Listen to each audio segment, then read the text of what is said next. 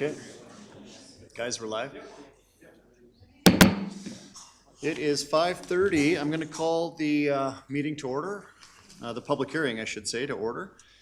Today's public hearing is to receive input and comments on Bylaw 12, 2025, South Bow Landing Multifamily Land Use Amendment.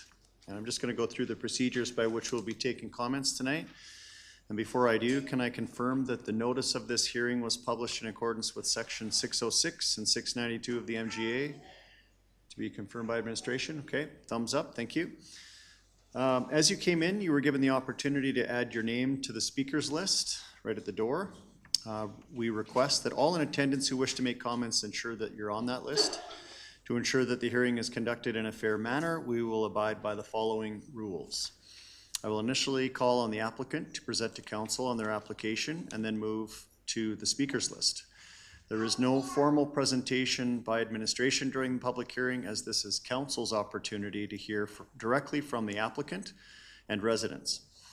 Once the application or the applicant has completed their presentation and answered any questions from council, I will then go to the speakers list.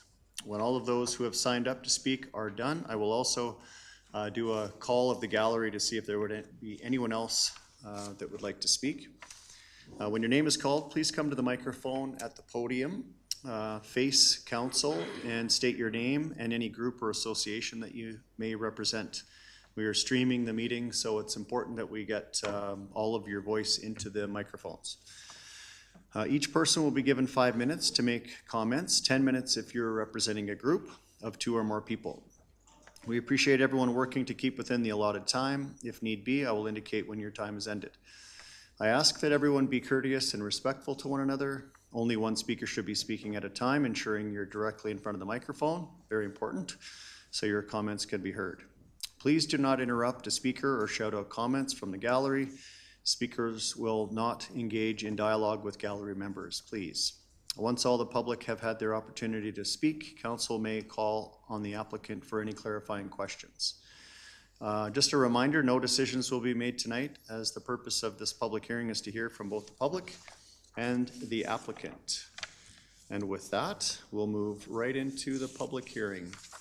And I will call on Qualico to make a presentation as the applicant. Good evening. That was a mouthful, all of that.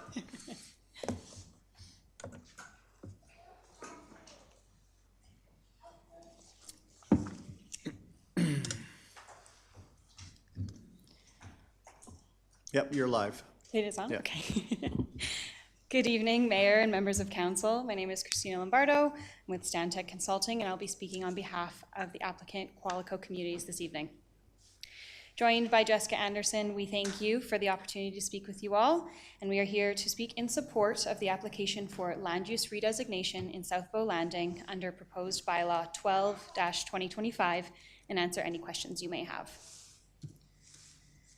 The community of South Bow Landing is located on the south end of town within the River Heights Area Structure Plan. It is a master planned community comprised of 545 acres designed to connect people, places, and the environment. This community will add new residential dwellings, a commercial district, an employment area, 3 schools, connect kilometers of pathways, and introduce 8 new landscaped parks in the south side of Cochrane. To Today, we are looking for land use on 2 parcels within the multi-family area of the neighborhood plan. We will be referencing the areas as parcels A and B throughout my presentation for further clarity. The area that is hatched in yellow represents stage 1. This area is a separate application from what was previously approved by council within the yellow hatched area on screen, which we called stage 1. That application amended the western portion of the plan, resulting in additional pedestrian connectivity south of James Walker Trail, the addition of 2 dog parks, a revision to the commercial parcel, and preservation of wetlands along Highway 22. We do have one other additional application that will be coming forward within the green hatched area, or the eastern side of the plan, that we were recently out doing some public engagement for. But that is being reviewed with administration currently, and it will be coming back to council at a later date. Looking at the community of South Bow Landing overall, it is located, as I mentioned, within River Heights ASP, which was approved in 2011. Further planning reviews were then undertaken to create the South Bow Landing Neighborhood Plan, which was subsequently approved in 2015. As a part of that process, a public engagement workshop took place in 2013 and was held to map out elements of the plan area with community members and stakeholders to identify the placement of various uses throughout. The majority of land uses across the community were granted land use in 2017, excepting the 2 parcels we're discussing tonight. Since then, Qualico Communities has acquired the lands and began construction in 2023. The first phases of residential construction have been subdivided and constructed, with the first residents of South Bow Landing moving in this summer. Applications considering the parcels under consideration this evening, parcels A and B, were first submitted in 2023 and have been revised based off of what we heard from the public and council. Direction previously set for parcels A and B under the old land use bylaw was Residential Multi-Unit District, or RM, which was the high-density district at the time. Since then, a new land use bylaw has come into effect, and the district that most closely aligns would be the residential high density. This area was identified for high density based off of the proximity to commercial, the village center, school sites, and a transit hub. They were intended to provide varying housing types and greater options for walkability within the community. Based off of this, our application was submitted in alignment with the approved policy for 3 residential high-density districts in October of 2023. So you can see parcels A, B, and C included in that, that initial application. Through the circulation of that application, we received feedback from residents in the Willows that the lots backing onto parcel B in particular would prefer a lower density backing onto their lots. So the application was then amended to revise parcel B to medium density. So parcel B being this, this one here. With the remaining parcels A and C to remain at high density in alignment with the existing policy. This was evaluated through 2 evenings of public hearings held in January and February of 2024, where it was understood that the members of the public still had concerns with the proposal. Based on that, we then moved to a direct control district, which proposed setbacks from the north property line of parcels A and B that would be increased to require building setbacks above and beyond what is noted within the land use bylaw, to ensure that building footprints would be located farther away from the existing residents. Ultimately, this application was refused by council on May 13th, 2024, at which point Qualico began developing an engagement plan to go back out into the community with amended options of what development could look like for parcels A and B.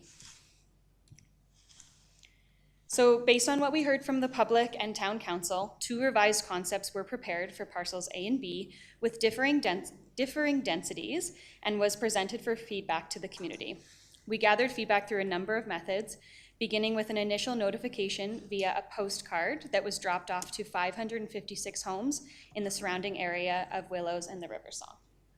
I do have a couple of examples of that postcard if anyone is wanting to see it as well. But the postcard noted there was in-person and online engagement sessions, including coffee chats, walking site tours, an online open house with a Q&A that individuals could join. We also included a direct link to a project website that contained updates on the application and materials that were being utilized during the engagement sessions for anyone who was unable to attend. On the project website, a survey was posted as well, where individuals could provide direct feedback on the materials presented and specify what they liked or disliked about each of the revised concepts. Finally, a subscription list was created that the project team uses to send out direct emails to interested individuals with community updates. So an engagement summary was completed, which reviewed all data received during this public engagement and was submitted with our application and is included in your agenda package for your review and consideration. In short, we received really great turnout from the community. We had 24 front step chats, chats at front doors with residents resulting from those postcard drops. We received 114 survey responses from our project website that have been directly transcribed in our summary. 14 subscriptions to our email list as of October 2024, which has now grown to 36. We had 17 attendees at the coffee chats and 25 attendees at our site walking tour. As of November 10th, 2024, when our summary was finalized, we had 597 visits to our project website, and that number has since increased to around 2,000 visits as we continue to update the information. Over the time frame of our engagement, we found that there were some reoccurring themes of what individuals were noting in relation to this application that we noted in our summary report. I'll go through each one with a description of how we responded with our current application. Beginning with concern on the interface design between the communities of Willows and South Bow Landing, the application was amended to contain medium density on both parcels A and B to be more consistent with the existing residential mixed density that is located within the Willows.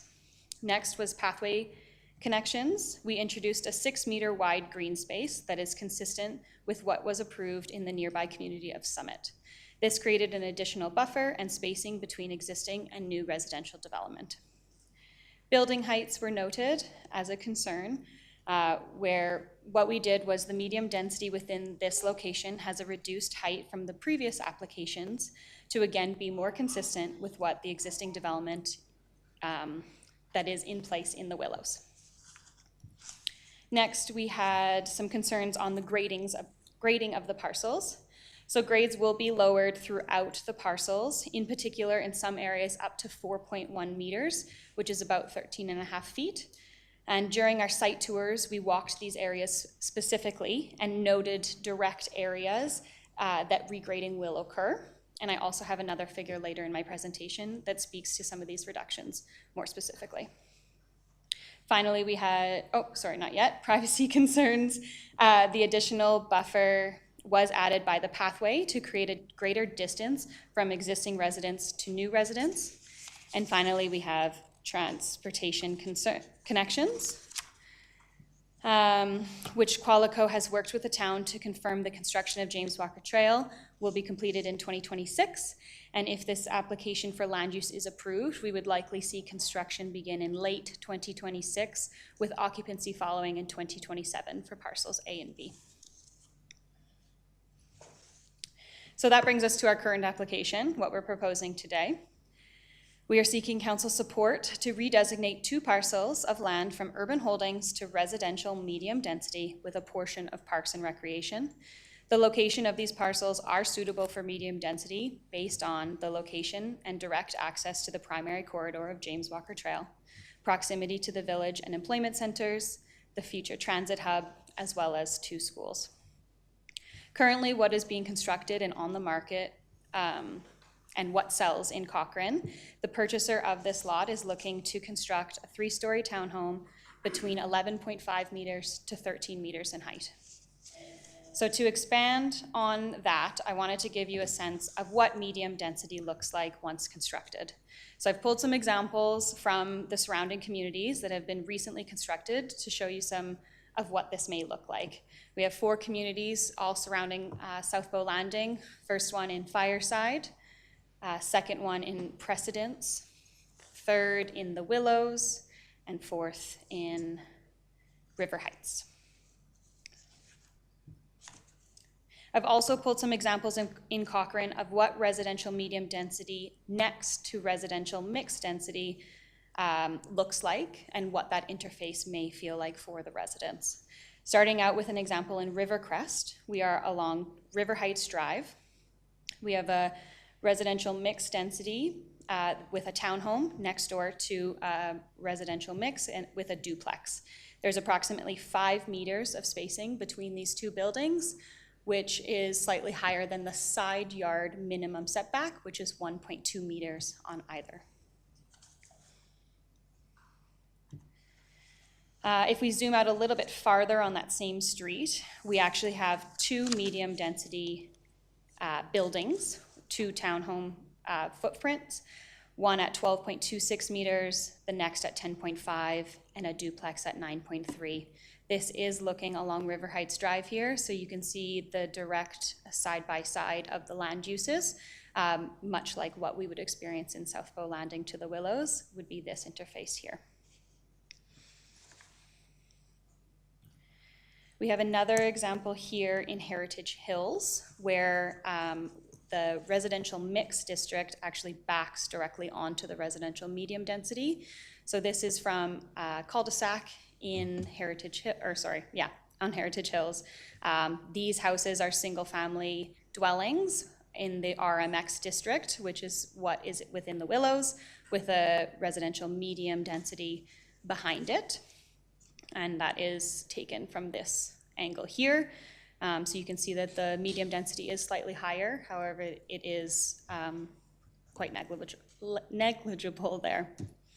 Another view just from an aerial perspective of that same interface, they have approximately 14 meters between the 2 building footprints, and there is a residential fence only that separates these two, so it's backyard to backyard. Whereas in the South Bow Landing case, we would have the residential mix district, fence line, pathway, fence line, backyard of South Bow Landing, and then the medium density with the townhomes. So another view of this same location from the different direction here. So we actually have residential low density next to the medium density, whereas the last view was from this cul-de-sac here. Again, we have about 14 meters of separation, which would be increased at a minimum in the South Bow example. However, this gives you a bit of a feel of the spacing between the 2 buildings. So for rough grading, this is what was used during our public engagement when we walked around the site with all of the members of the public. We started at this point here, walking along Willow Drive, which has been graded and is fairly level from these properties here, north of Parcel B. Willow Drive is completely at grade, so that will stay. James Walker Trail has also been graded, and that is at its final grade. So these are identified by green as the grade will not be changing there. All of the red dots that you see are where there will be cuts made, and then by how much. So immediately behind the existing lots in the Willows, there's going to be a removal of 4.1 meters, which again is about 13.5 feet. As we move a little bit farther south, there's a removal of 3.7 meters or 12 feet. And as you get closer to James Walker Trail, it gets a little bit less of a removal. So we remove 3.6 meters, and then going into Parcel A, removing 2.2 meters and 0.3 meters at this southwest corner here. To again give you a little bit of a feel of what that would look like in practice, we've developed a cross-section. So we have the existing Willow lots here. There is the pathway separation of 6 meters to the back of their lot with their wood fence. We would have another back of lot fence to the medium density, a minimum of 6 meters of the setback to the towns, and then you'd have your development here. We have existing ground sort of dashed through up here, and this is the removal of what would be taken out to then have that construction of the townhomes as we move towards James Walker Trail. So that is cut from this point here, where we have the existing Willows on this side, and the proposed residential dwelling on the south here. Again, just a little bit of a different viewpoint of the pathway. So the existing Willows residence, sorry, I lost my mouse, would be on this side. This is their existing wood fence. They have a minimum of 6 meters setback to where their house sits. Then they would have 6 meters of the pathway, 6 meters on this side of the setback to the towns, and then a townhouse would be on the other side. So at a minimum, you have a separation of 18 meters from one building footprint to the next, at a minimum.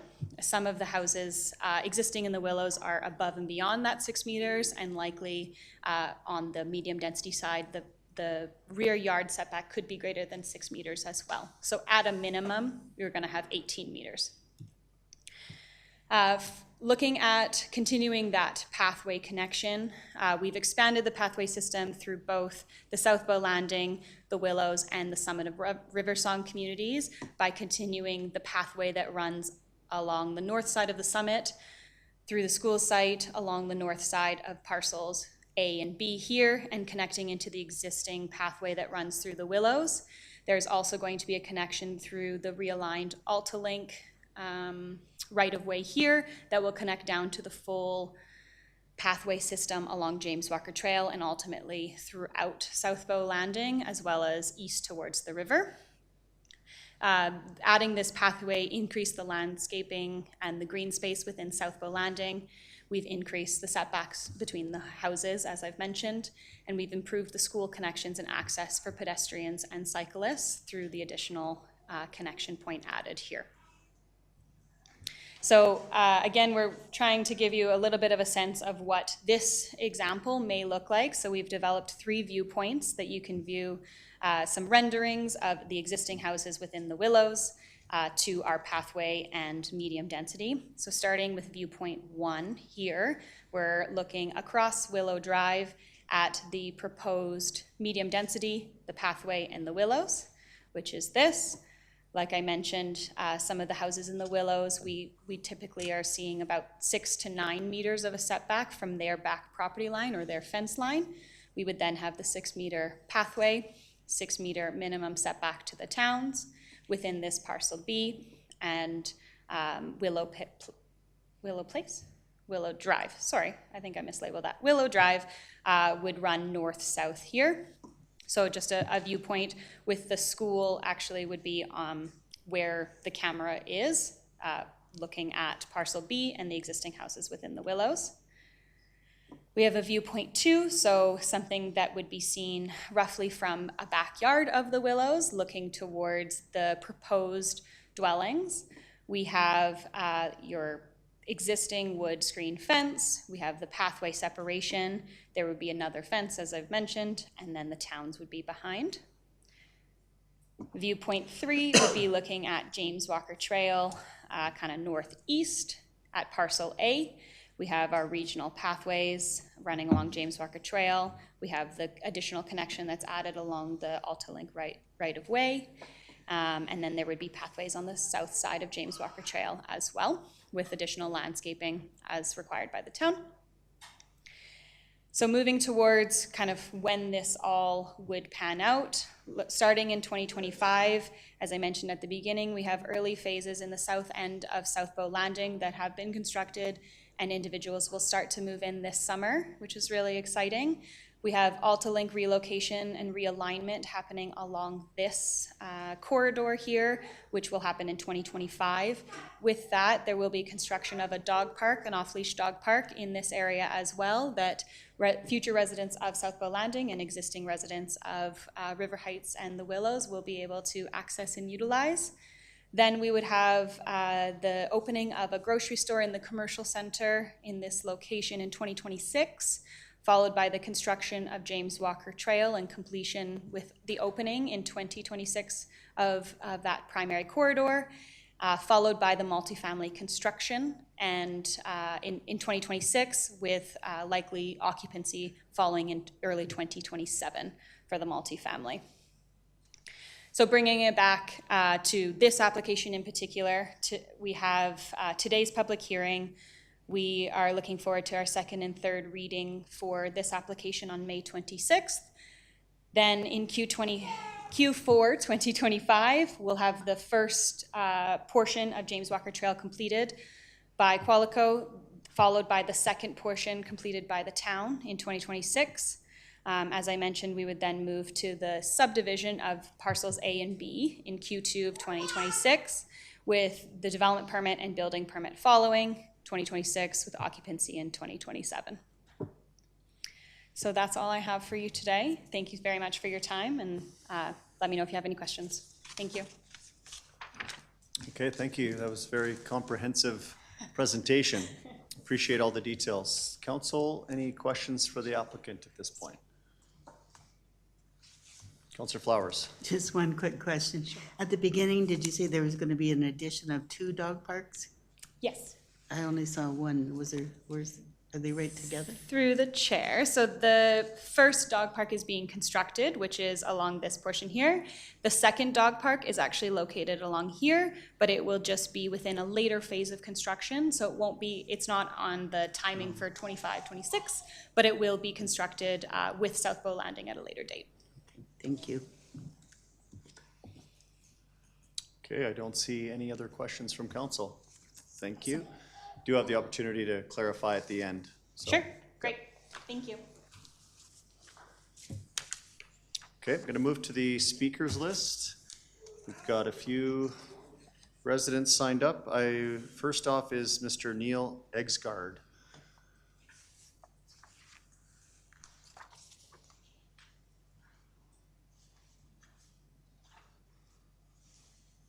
Afternoon. Good afternoon. So my name's Neil Eggsgard. I live in the area. Thanks for taking the time to listen to us tonight. There's a couple of suggestions that I have for the development. This is a great opportunity for the council and the public to ask for improvements to development. This is the only time one of the main times we get to influence it. So I think it would be a great thing for council to do would be to ask for more from the developers, because this is one of the times where the public actually has control over the process through our elected representatives.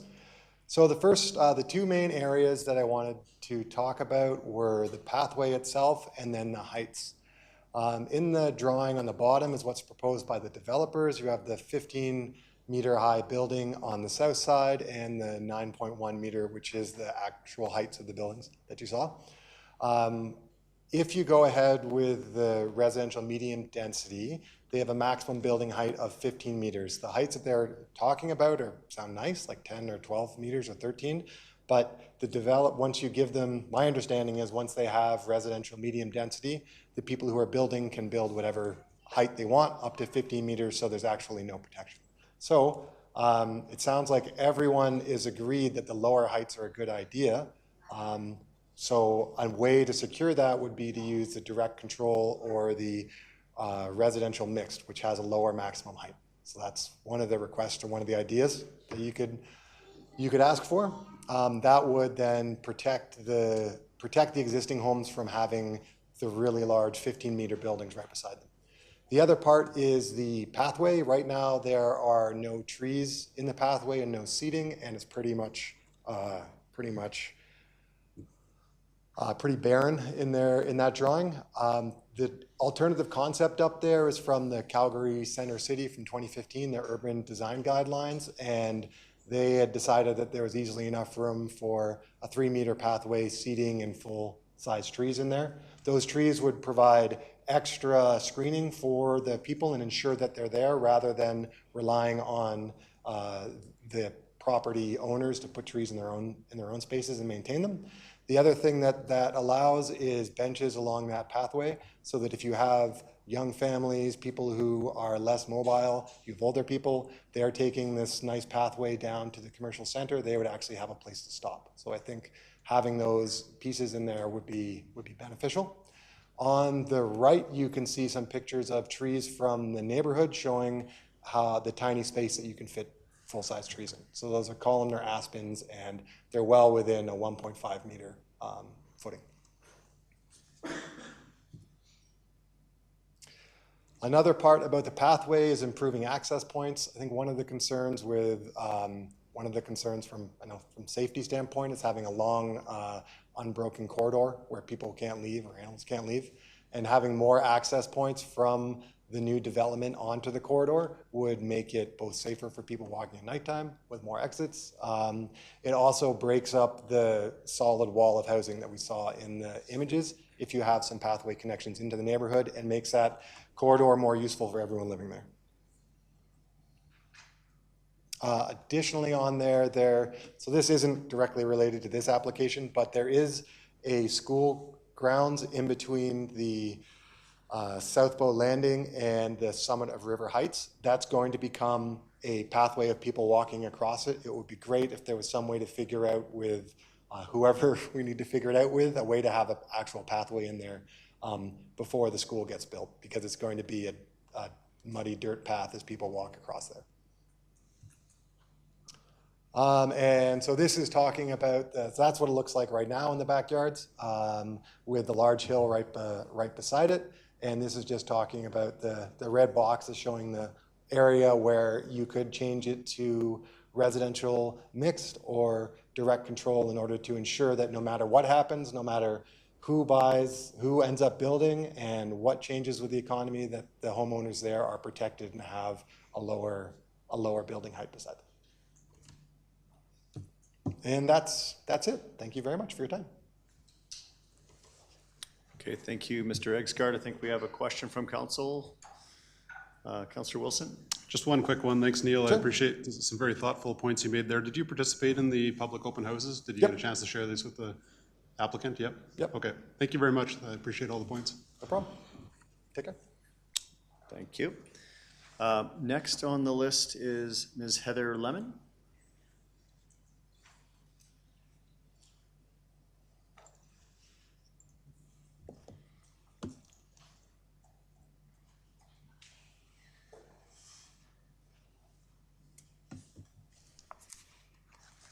Just need a moment.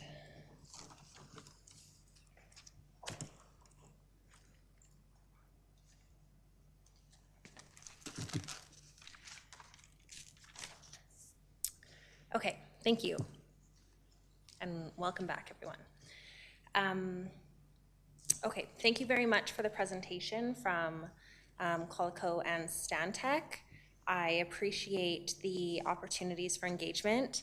We attended open houses and site walkthroughs, and in my experience, the individuals that I spoke with were helpful and compassionate and truly listening. And it's great to see the pathway system that has been added into the plan as a direct result of public feedback. Looking at this plan on its own, it still has significant issues. Comparing it to the first plan is not really fair. Just because the first plan really was not going to work doesn't mean this plan is great. I really appreciated all of the conceptual drawings and pictures that were offered to provide some insight. An interesting omission from all of those is the giant hill behind the willows that was not represented. It's most certainly not only 4 meters high. So the slope and grading that goes from the Willows backyard up to James Walker Trail, it is steep and significant. And with no changing of grade of James Walker Trail, the giant hill, essentially behind the willows, will stay there. So although they will step the layers of townhome developments, there is still going to be a 30-foot hill with a 15-meter building on top of it behind the willows. And it just is worth noting because it is not adequately or fairly represented in any of the images that were shown to you this evening. So I'll just say that.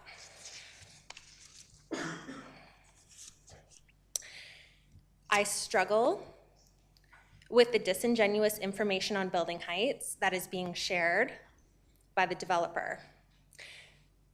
Yes, the superficial truth is there that the Willows is zoned to include 15-meter-high buildings. But those buildings are nowhere near parcel A and B, and they do not abut up to the homes on Willow Court and Willow Place that are in question as directly adjacent to parcel A and B.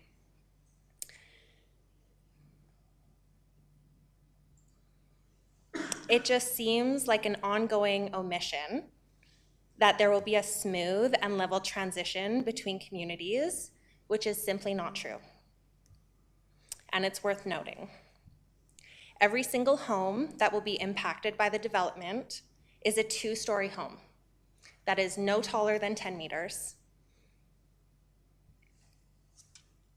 Although they will take the immediate grading behind the fences on Willow Court and Willow Place down to allow for a pathway, the slope that you have all seen and stood on at James Walker Trail will continue to be there. So we will face the same shadowing and massing issues that have been raised since the beginning. We will face drainage concerns being downhill from a community. I actually spent the weekend walking through open houses in Rivercrest, and I don't know if you've been there, but it's a mess. There are concrete swale systems going in every single direction. On some properties, every property line is lined with a concrete swale because they are trying to build homes on a steep hill. Being at the base of that hill, I have concerns, not just about drainage, but about the integrity of that slope in the future. I walked through Bow Ridge recently, and I saw remedial retaining walls on so many properties because the foundations are slipping because homes have been built on steep slopes.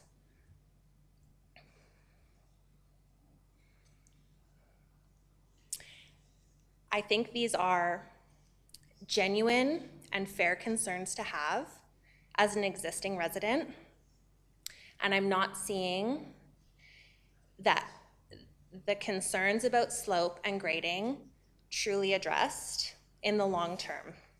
Yes, immediately behind the fences, that grading will be taken down, but when you go up to James Walker Trail, which is not changing, that will be an extremely steep incline.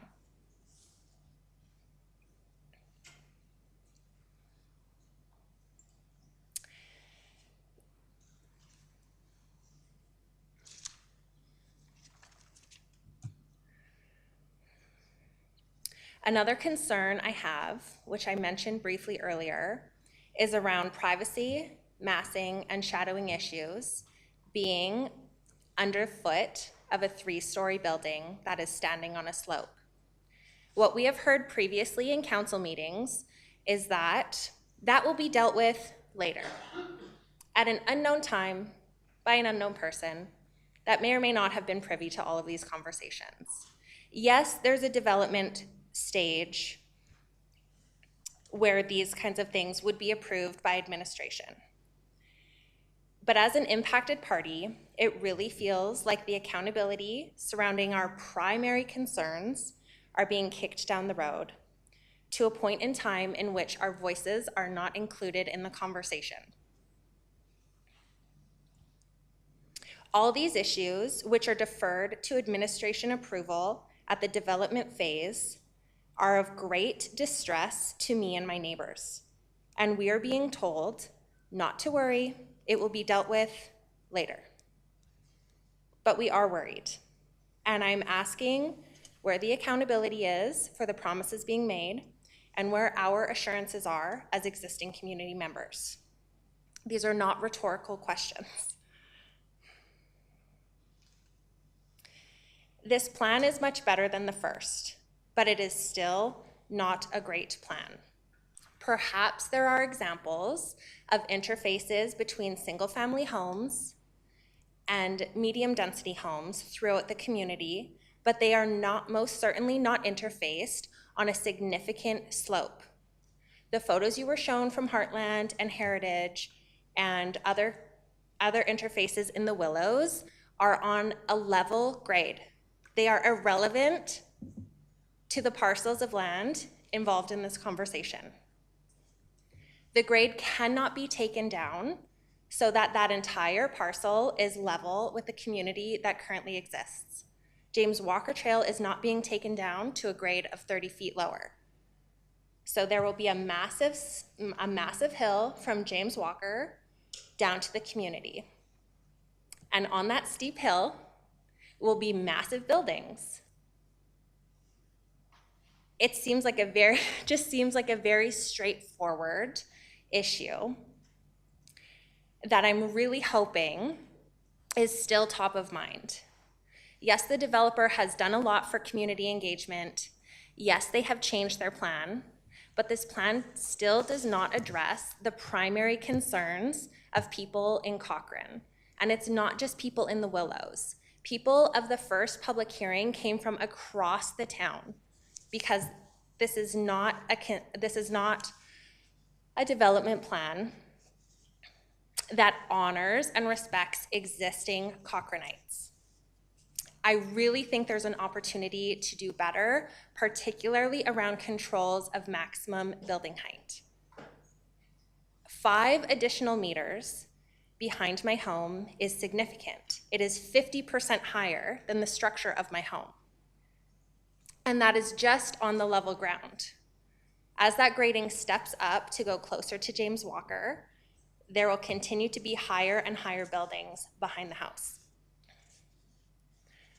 I just am perhaps belaboring this point, and I apologize, but I am frustrated with the images and drawings that have been shown to you all tonight that do not adequately or honestly represent that slope. Okay. I ask that you hear us with compassion, that you slip in our shoes and understand our frustrations and concerns. Please don't treat our questions as rhetorical. Thank you.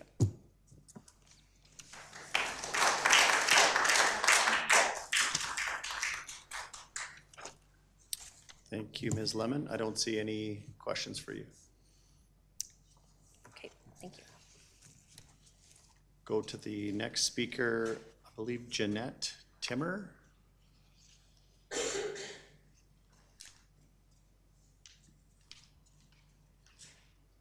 Hopefully I pronounced your name correct. Yes. Thank you. Good evening, everyone. I don't have that much to say, but I agree with Heather there that it's a big pressure on the hill, and I don't know when it's gonna collapse there. That said, I also want to say that we live far west from the A parcel, and we are in the deepest end of it, and the hill goes up even higher there. So I'm not sure how I want to do that. And I really think it should be lower and really not 50-meter high. I would really prefer to have on that hill something that is low, like bungalows or something. Because I see then on the trees over there, that little park we have there. Would make more sense to do more diversity and not prop the whole thing full of townhouses. Because I walked through Fireside to see the townhouses there, and when you walk there, you walk constantly in the shade. It's just towering buildings, and it feels more like a jail to me. I could never live there. I don't know people that are very desperate will go buy something like that, but not for the high prices these days. Well, the other thing that I had was the safety hazard that I saw with the walking path. I really like that everybody wants a walking path there, but the connection you guys have is right on the curb. And that curb is coming down from a steep hill, and I see all the time there bicycles and skateboarders and kids on these rollerblades, they go down there and they crash, fall, and accidents happen there all the time. So just to get on that hill, get a connection to the other walking path, I don't think that's on the end of the hill, to get that connection there, it's not a good idea, because they walk there and rush, there comes somebody else driving in them. Even adults do that. They crash there too. So I really think it should be a little bit farther away, the connection, than right on that hill.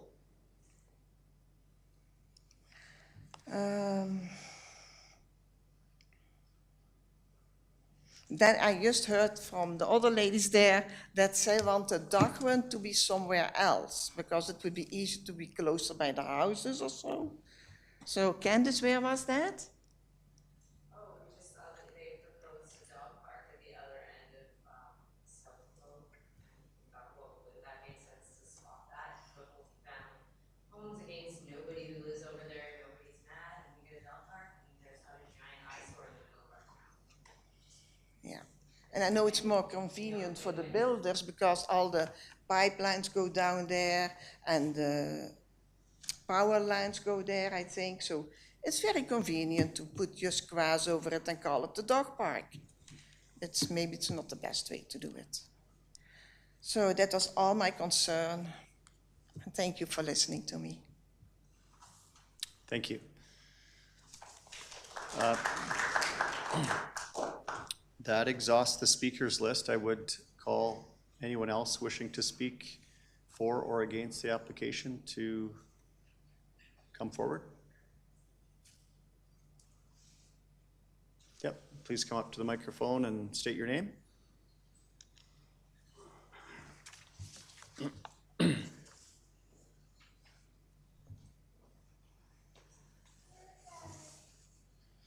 My name is Stephanie O'Gara, and like the other residents over here, I live on Willow Court.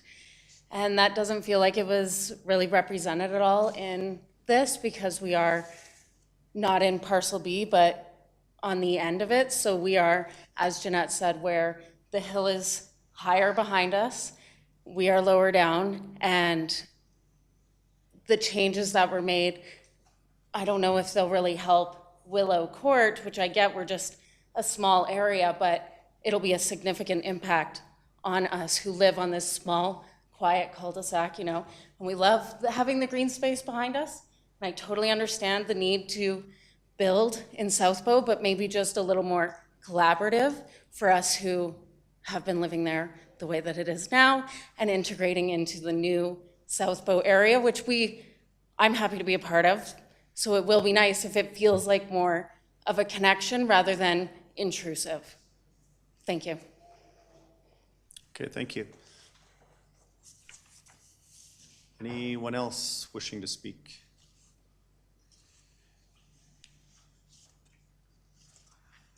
Not seeing any. Last call, okay. We'll move to the closing remarks. I'll call on the applicant to come forward maybe and address any of the concerns that you heard from the public, and council another opportunity to ask questions.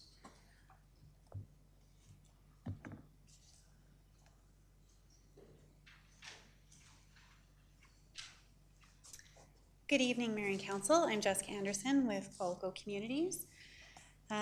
So just a couple of points here I think we can run through for you with respect to, there was a couple of items that the first speaker mentioned. So with respect to the maximum height of the buildings within the, I think I'm pressing buttons, within the RMD district. As you're aware, the district provides for up to 15 meters in height for homes on that site.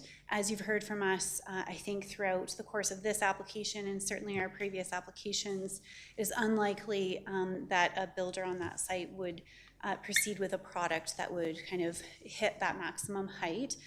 We've shown a variety of similar product types within the community with the intention of kind of demonstrating what a 2 or 3 story townhome would look like on those sites. If council is interested in considering, I think, further restricting the height on those sites. I mean, Qualico was open to that consideration. You saw us bring forward a direct control bylaw with our previous application, which limited the height in that case. However, that didn't alleviate the concerns at the time, so we have continued forward with a standard or a stock land use district in collaboration with administration. It is the most kind of flexible or usable district with respect to the development permit process and how specific site design and building heights would be considered at the DP stage, which you well know is the next stage in the process and where the details of specific buildings actually gets determined. Landscaping within the pathway, so there was a question about whether or not landscaping or benches would be allowed within that space. That's really a town question again. That space would be dedicated as municipal reserve, so the programming and ability to landscape that area would be for administration to kind of review and approve. Certainly no concerns from our perspective in providing those things if it can fit within the space and be accommodated. And I think maintenance would probably be the main consideration there. But again, we wouldn't be maintaining it in the long run, the town would be, so really whatever makes the most sense at detailed design. I would say the same, pardon me, with respect to additional access points and the pathway crossing across the school. All of those are kind of detailed design items that will need to be further considered at the development permit stage. Additional access points through parcels A and B may be possible, but that would need to be considered at the development permit stage. And then I think the only other thing that I wanted to highlight, Christina may have a couple of other items, is just with respect to the grading and the slope. The Stantec team, geotechnical team, evaluated the site and evaluated the grading profile that's proposed. We can confirm that the site is stable and meets all requirements from the town's perspective with respect to grades and slope and drainage and all of those considerations. Anything else I missed? Yeah, the only thing that I would just add to that as well is that the slope leading up towards James Walker Trail is set, as was mentioned. However, the design for parcels A and B as we move south towards James Walker Trail would be in a stepped format. So the pathway will be flat at the base of where the existing fence line is. That is a requirement from the town that there is no slope on that pathway. It would then step to the first row of houses, which you would then step to the next set to get up to James Walker Trail. So the lowest footprint is next to the Willows existing homes, and then we would move to meet the grade at James Walker Trail. I think so. We're available for questions. Our presentation was fairly lengthy, Yep. as we said. I see a couple of lights on, so maybe Yeah, we'll so go we to think council. we've covered it, but happy Yeah, to take questions. thank you. Councillor McFadden? Great, thank you very much. Thank you, ladies. So we identified and we heard a commentary from our residents, concerns like up to 15 meters, and I didn't write it down in my notes. What are you proposing for the maximum height on the townhomes, or what you're expecting your builder to come, 12 meters? Our expectation is 11.5 meters to 13. 11.5 to, and how does that number happen? Well, I'm no architect, but my understanding is that it depends on really the form of home that's proposed. So as you saw, as the other examples within the community, they range anywhere from somewhere in the range of about 10. We had that one slide that showed this one, thank you. Oh, thank you. So it just depends on the interface, I guess, and how they do the floor plan with respect to the square footage on the main floor and then how that steps up through the building design. I would just note that like the district provides for up to that 15 meters, but similar, the RMX district provides for up to 13. And as you heard from the speakers and from our review of existing homes in Cochrane, it's pretty rare to go to the max. It's not impossible. It's certainly something that could be proposed at a development permit stage, but again, it's subject to further review. There is a process associated with that and all of the details with respect to what's proposed in terms of, you know, how many units and how tall and what kind of finishes they have and landscaping and all those elements would come before administration at the development permit stage, and the public would have an opportunity to comment at that time as well. And then You commented most of what I heard from our residents tonight, although the one I didn't hear you speak to is the drainage concerns. Sorry, yes, so we have done certainly a rough grading plan for the site. I think the concern was just kind of understanding how stormwater would work overall within South Bow Landing. We do have a stormwater management plan that has been reviewed and approved by the town. It is consistent with the master drainage plan for the area, and these sites would certainly conform with that overall plan. Okay, great. I think that's the questions I have for you. I do have one for administration, if I may. So some of the comments we're hearing from our residents is, and some frustration around that's going to be dealt with at the detailed design stage or with our development officer stage. So how do we respond, answer to our residents? The concern is like, how do we make sure that our team is listening to kind of those concerns and the details? Well, I think Mr. Auclair, through the chair to Councillor McFadden, Mr. Auclair and myself are both here taking notes. Certainly we'll come back at second and third reading and provide council with some different options regarding the height, I think was specifically the principal concern, but we'll have additional information in terms of stormwater management and can provide council with more certainty around those items. Okay. And I think, sorry, Councillor McFadden, and through the chair, if I just may add, there is also an appeal process associated with development, so the public can become aware of and make comments, and if they are an adjacent or affected landowner, there is an appeal process that I think council is all very familiar with. So there are still opportunities for those most impacted to participate in that process very directly down the road. And the point for that question was just to help our residents understand about how your views are being heard by the staff as they lean into the next step. So those are my questions for now, so thank you very much. Over to you, Councillor Nagel. Firstly, thank you to the applicant for continuing to express willingness to compromise and adjust, and thank you to all the members of the public who continue to do a lot of due diligence and bringing your passion and energy to bringing important issues forward. Thank you. So the question I have is about the 30-foot hill that was mentioned. Can you comment on, after your slope, after all of your stripping and grading is done, what is the highest point of that slope? And can you detail a bit about what the actual grade of the slope is and how far the setback is from the top of that slope to the next house or property line beneath it? Okay, so I think I can answer some of that, and I may lean on the team for a couple of those pieces. So as you can see on the screen here, the largest cut, if I'm using the right term, is kind of here close to the property line, and that's the 4.1 meters.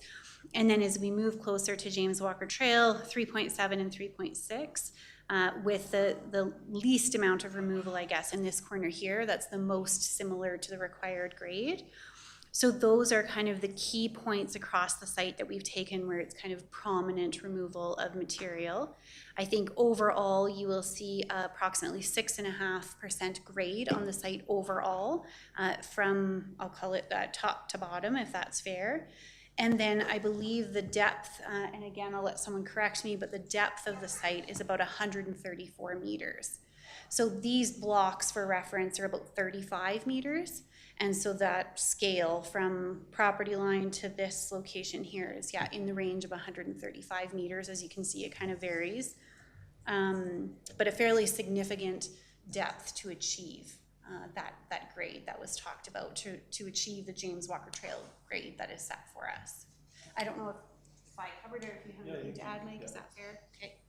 I'm trying to picture it as you're talking, doing my absolute best to keep track. It's obviously a technical conversation. So how can I visualize from someone who's at the bottom of this slope, how far away is the next backyard or a property line of somebody else's property, and how high up is that? Can you try and paint a picture for me of what that looks like? Or is there really a big home towering over them and this risk of even the hill sliding or the drainage flowing into their backyard?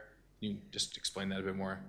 I mean, I will, I'm on the planning side, not on the engineering side, but my understanding is certainly that drainage for the existing Willows homes, there is a concrete swale at the back of these lots, and so stormwater from those sites flows to the swale and down to the catchment area.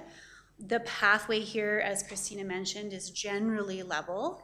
So that 6 meter wide stretch would be generally level.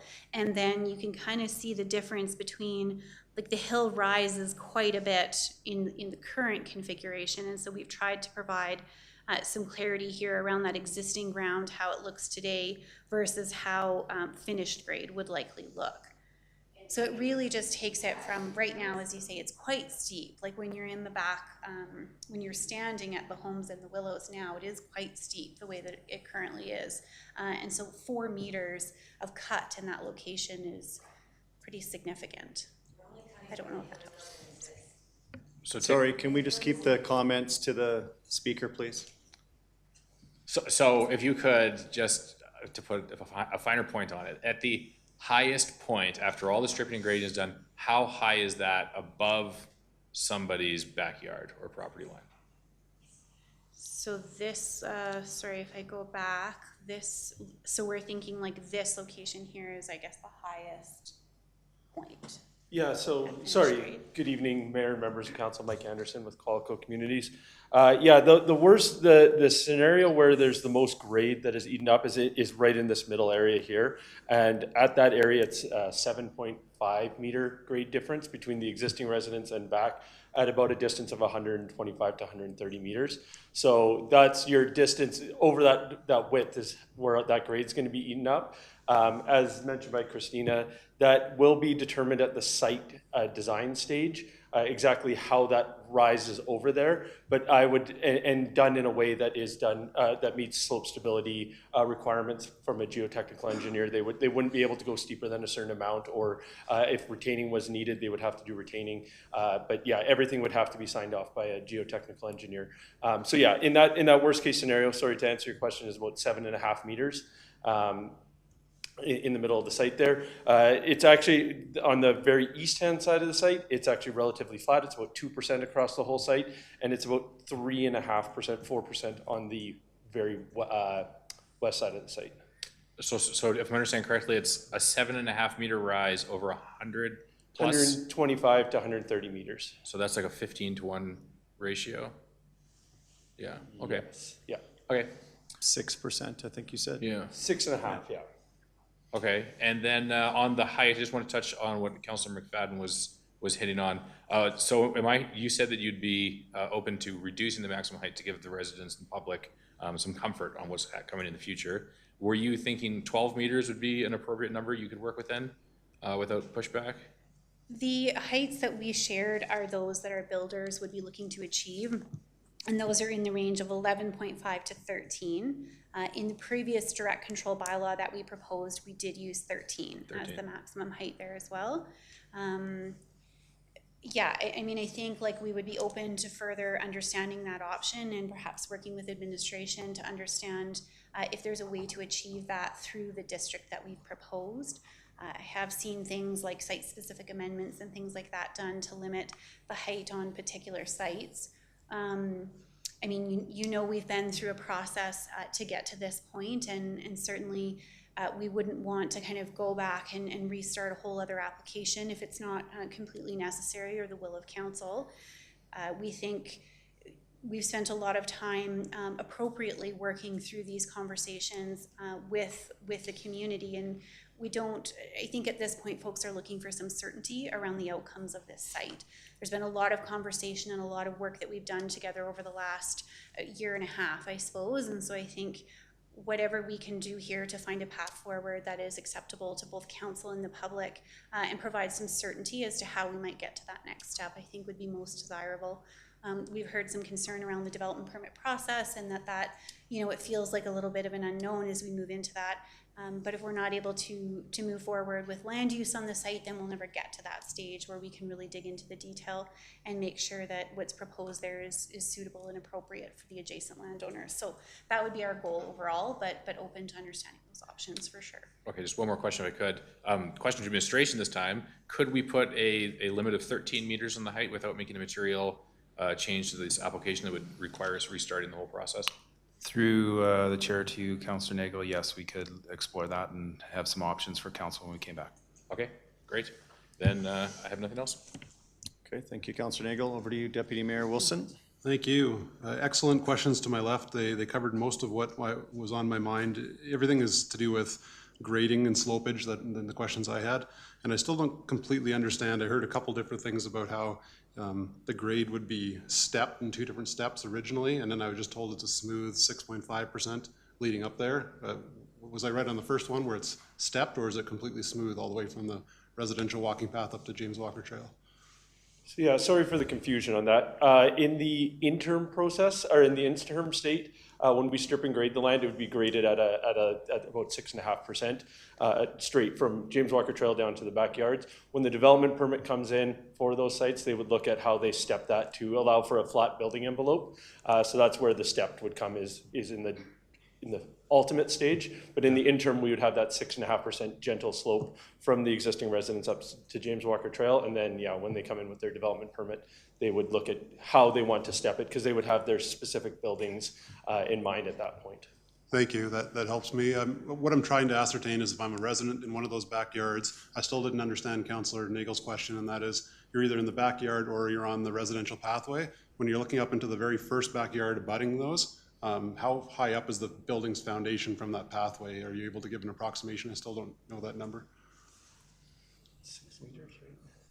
Maybe that's, if you Yeah, can't I would answer that. say, sorry, I would say based on grades, like without having to do retaining, you'd probably be 2 meters roughly in that 6 meter stretch to the basement of that, or to the foundation of that first house. 2 meters up from the, Yeah, approximately because from the assuming that backyards. they go with a gentle grade that doesn't require any retaining or anything like that, you'd be looking at about 2 meters over that 6 meter stretch.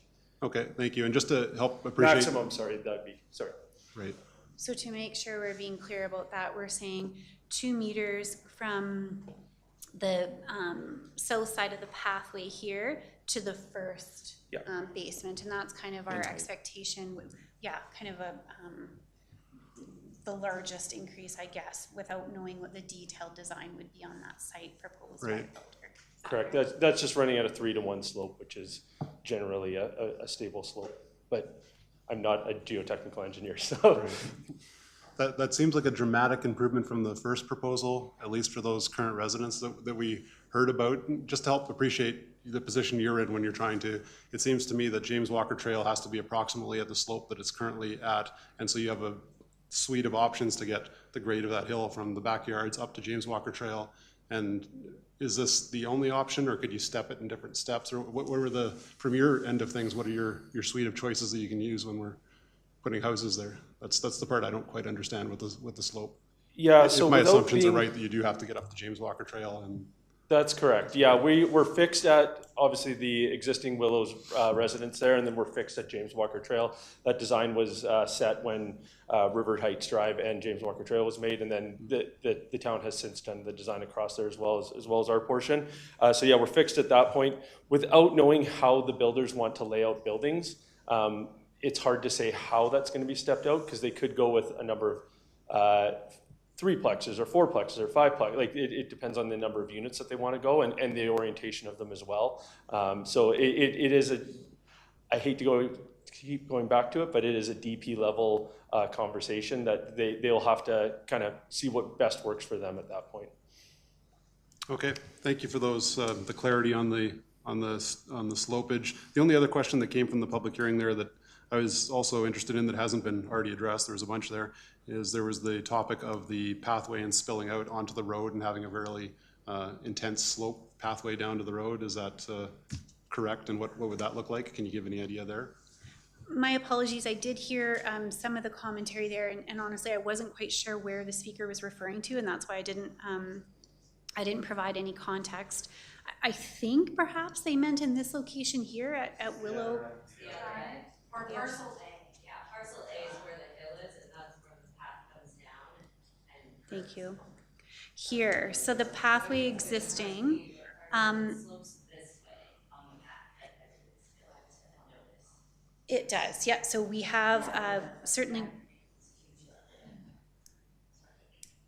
so we have certainly, familiar with this section here, and so the question was around the tie-in points, I guess.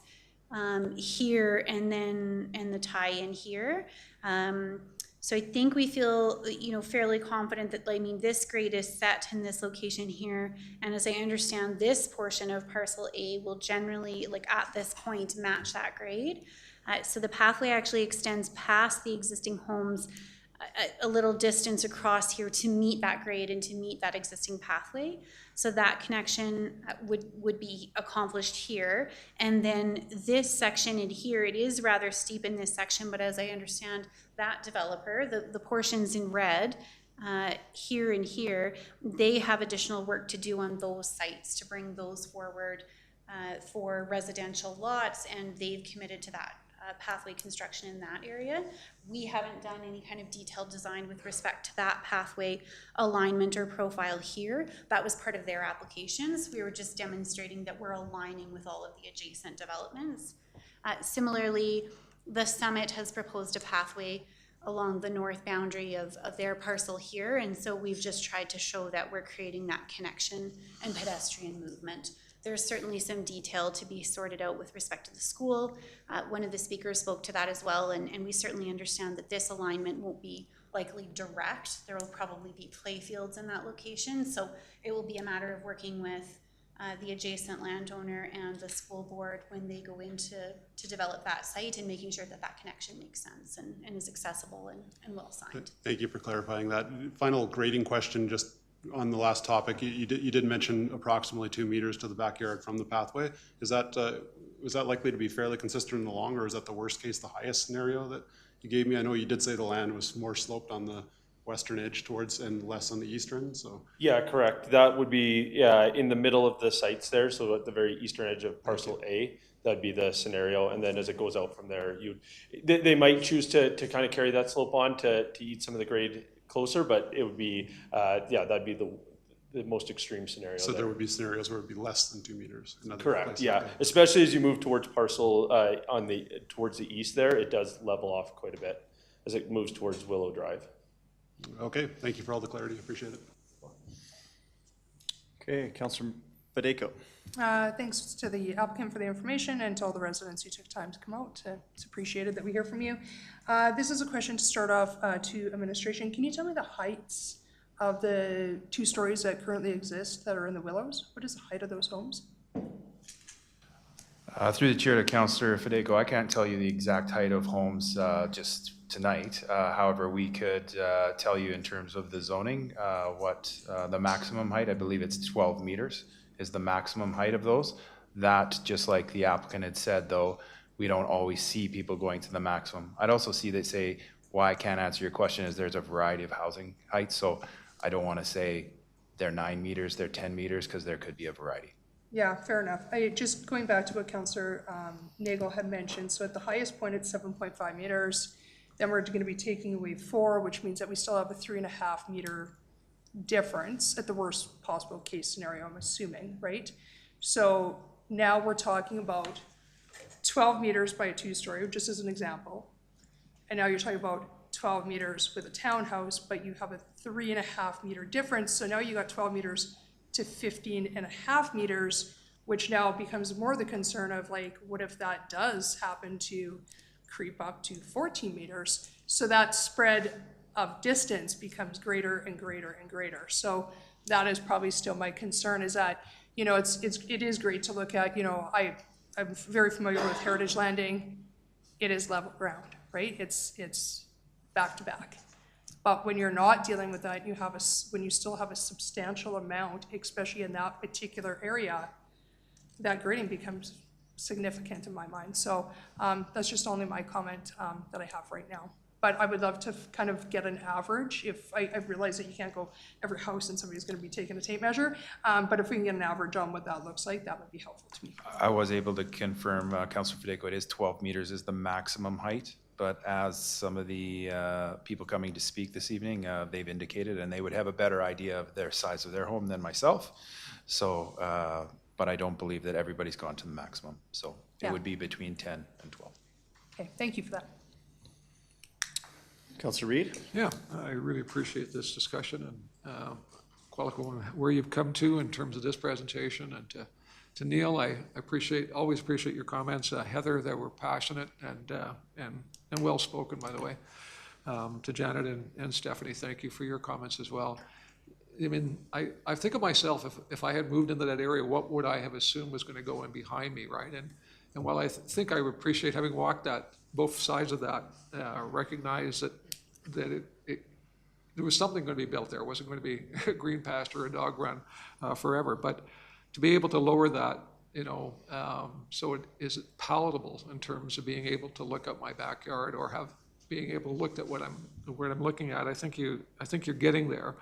I would like to pursue what my colleague had said and hope that administration takes it seriously in bringing back through something that would allow us to be able to limit that height, even though, I know that it still sounds like quite a bit in terms of that, but I think in terms of what it could have been, it's much better. And I don't know that you can do much more than that without creating a problem in terms of stability. So I would encourage administration when they bring this back to look at being able to limit that height to 12 meters.